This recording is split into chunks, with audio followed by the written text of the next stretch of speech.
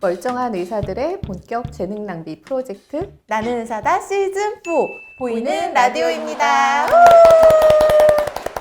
지난 시간에 이어서 세종 충남대병원 소아청소년과 김은희 교수님 모셨습니다. 어서 오세요. 안녕하세요. 네. 오늘 이야기해 주실 주제는 몸서리 증후군과 영아 연축이라고 하더라고요. 근데 저는 이번에 이 방송 준비하면서 이거를 처음 알게 됐어요. 네네네. 아이들이 몸을 조금이라도 떨거나 움찔거리는 증상이 보이면 보호자분들이 이제 인터넷으로 찾아보셨을 때 가장 많이 등장하는 두 가지 키워드거든요. 네.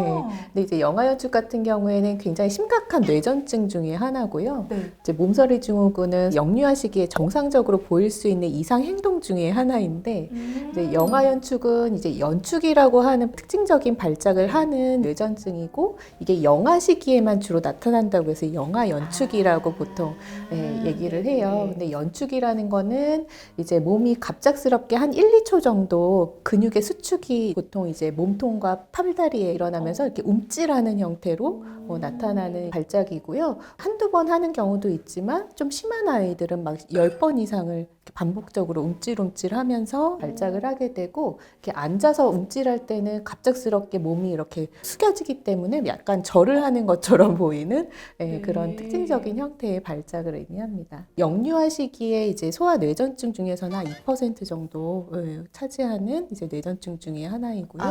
주로 언제 나타나나요?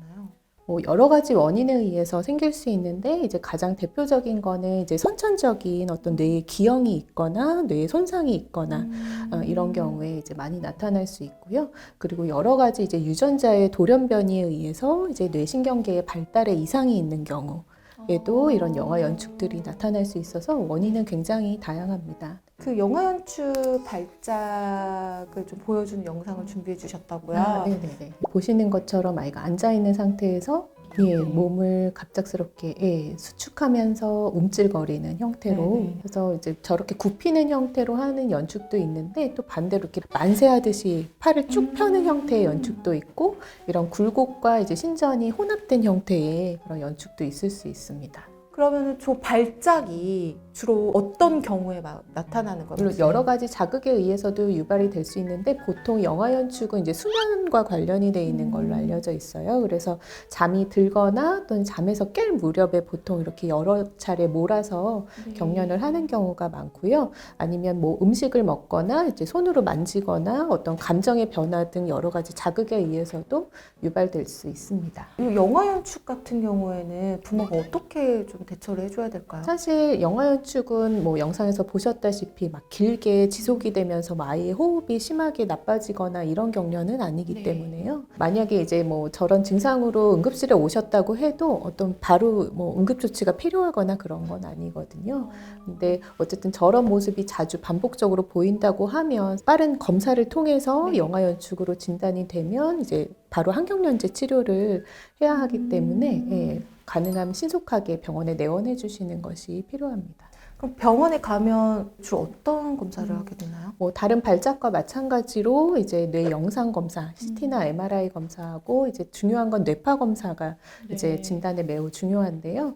이제 영아연축 같은 경우에는 이 뇌파 검사에서 이제 고진폭 부정뇌파라고 하는 특징적인 이제 뇌파 소견이 나타나게 되거든요. 어느 정도 이렇게 조율된 형태의 뇌파를 보여야 되는데 이런 영아연축을 가진 아이들에서는 뇌 기능 자체가 굉장히 떨어져 있기도 하고 굉장히 혼란한 상태의 그런 뇌 기능을 보이기 때문에 그런 뇌파들이 굉장히 뒤죽박죽 섞여 있는 형태로 나타나게 되거든요. 또 영아연축에는 다른 뇌전증과 다른 또 치료제들이 보통 우선 사용되기 때문에 검사를 통해서 조기에 진단하고 또 적절하게 빨리 치료하는 것이 중요합니다. 영아연축이 나타나서 병원에 내원했고 진단까지 받았어요. 그럼 그런 경우에는 이게 치료가 가능한 건가요? 영아연축에서 효과적인 치료제들은 이미 잘 나와 있기는 한데요. 사실 영아연축이 뇌전증 중에서는 그래도 치료가 어려운 축에 속하는 뇌전증이기 때문에 한두 가지 약물로 뭐 잘 치료가 되지 않는 경우가 사실은 많습니다. 보통 이제 스테로이드 치료를 한다든지 비가바트린이라고 하는 이제 특정 항경련제를 보통 많이 사용을 하게 되고요. 그리고 이제 경련이 조절되지 않을 때는 또 제2, 제3의 다른 또 항경련제들이 많이 사용이 됩니다. 대부분 그럼 다 좋아지나요? 어떤가요? 특별한 원인이 없는 경우에는 사실 뭐 10%에서 한 20%까지는 2, 3년 정도 뭐 약물 치료를 하고 완치가 되는 경우들도 있기는 하지만 상당수의 아이들은 어떤 이제 선천적인 뇌기형이나 뇌 손상이 있으면서 굉장히 오랜 기간 항경련제 치료를 해야 되는 경우들이 많이 있고요. 영아 연축이라는 게 이제 영아 시기의 연축이라고 말씀을 드렸잖아요. 그래서 이 영아 시기를 지나면 발작의 형태가 바뀝니다. 어떻게 네, 바뀌어요? 이게 뭐 다른 전신 형태의 발작이 될 수도 있고 아니면 부분 발작이 다양하게 나타날 수도 네. 있고요. 이게 뇌 자체가 발달되면서 변화를 보이다 보니까 이게 발작의 형태도 나이가 들면서 변하거든요. 그래서 다른 형태의 뇌전증으로 이제 바뀌면서 장기간 치료를 하게 되는 그런 뇌전증입니다. 궁금한 부분 중에 하나는 아이의 지능 발달이라든지 이런 데 문제가 있나 이게 좀 궁금하실 것 같은데. 네네. 아까 이제 뇌파소견이 굉장히 안 좋다고 말씀을 드렸잖아요. 그거는 이제 뇌 기능이 안 좋다라는 이제 얘기거든요. 뇌 기능이 안 좋다는 거는 정상적인 뇌의 기능들이 조절이 안 된다는 의미이기 때문에 당연히 인지나 운동 여러 가지 발달에 사실은 취약한 장애가 많이 남게 됩니다. 저출산 시대이기는 하지만 이제 고위험 산모들이 사실 굉장히 많이 늘면서 분만 시에 뇌 손상이 생기거나 초미숙아로 태어나서 뇌에 손상이 생기는 경우들이 상대적으로는 늘고 있거든요. 그렇다 보니까 저희가 항상 이제 좀 주의해서 봐야 되는 그런 뇌전증이라고 볼 수 있을 것 같아요. 혹시 그 영아 연축이랑 좀 헷갈릴 만한 좀 비슷한 양상을 보이는 발작이 있을까요? 요 시기에 이제 몸서리 증후군이라든지 아니면은 아이들이 이렇게 모로반상 아직 남아있는 것에 대해서도 어쨌든 영아 연축을 의심하고 오시는 경우들이 많습니다. 몸서리 증후군 하니까 왠지 아이들 이렇게 불 떠는 증후군 같은데 몸서리 증후군이란 뭔가요? 말 그대로 이제 몸서리 치듯이 예, 몸에 갑자기 힘을 주면서 이렇게 부르르르 떠는 네. 쉽게 설명드리면 약간 소변 보고 나서 이렇게 몸을 떨듯이 예, 그렇게 이제 표현하시는 경우가 많아요. 이것도 이제 영아 연축과 마찬가지로 생후 4에서 6개월 때 주로 이제 많이 보이고 보통은 이제 6개월, 12개월 사이에 가장 많이 예, 보이다가 이제 점점 없어지면서 보통은 만 2세 이전에 없어지는 걸로 되어 있습니다. 영아 연축은 소아뇌전증의 일종이라고 하셨는데 몸서리 증후군도 뭔가 질환 원인이 있나요?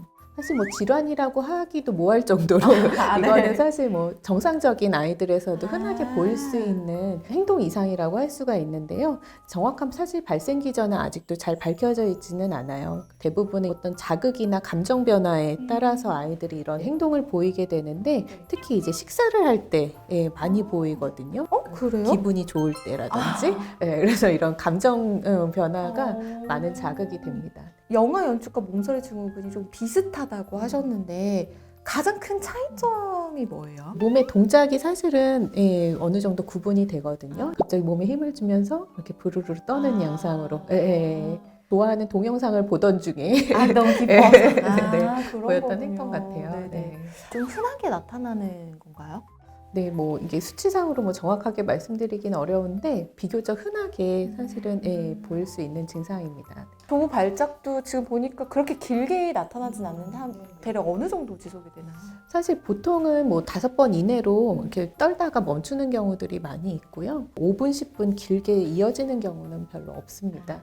그리고 아까 연축에서 말씀드렸지만 연축은 사실 잠이 들 때나 잠에서 깰 때 주로 보이는 거고 이런 몸서리 증후군은 한참 깨서 놀 때, 먹을 때 이제 보이는 거기 때문에 나타나는 시점도 굉장히 좀 다르다고 볼 수 있어요. 그 영상에서 보면 아이가 굉장히 활발해 보이거든요. 지금 되게 네네네. 혹시 아이들의 기질상 인싸 계열인 아이들, 좀 활발한 아이들한테서 몸서리 증후군이 더 많이 나타날 가능성은 없을까요? 아무래도 이게 감정 변화에 대한 어떤 자극에 대한 반응으로 이제 나타나는 행동이다 보니까 적극적으로 표현하는 아이들에서 조금 더 많이 보이는 경향은 있는 것 같아요. 근데 증상들이 장기적으로 또 어떻게 아이들의 어떤 뭐 성장이나 발달에 영향을 주는지에 대한 데이터는 사실 많지는 않기 때문에 뭐 비교하기는 어렵지만 어쨌든 이런 감정 자극에 좀 예민하게 반응하는 증상으로 볼 수 있을 것 같습니다. 이런 경우에는 부모님이 뭘 해줄 필요는 없어 보이는데 그 지켜보기만 하면 될까요? 뭐 의식을 잃고 쓰러지거나 뭐 호흡에 이상이 오는 그런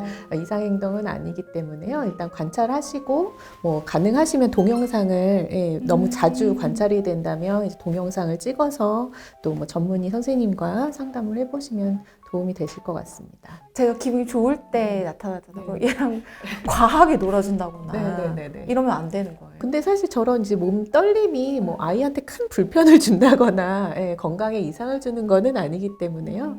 그냥 뭐 적절한 수준에서 그런 감정 변화는 어느 정도 허용하면서 지켜보셔도 될 것 같아요. 저게 겁이 나서 아이와 즐거운 시간을 갖지 않을 필요는 없다라는 거군요. 몸서리 증후군하고 영아 연축에 대해서 세종충남대병원 소아청소년과 김은희 교수님과 함께 이야기 나눠봤습니다. 감사합니다. 감사합니다.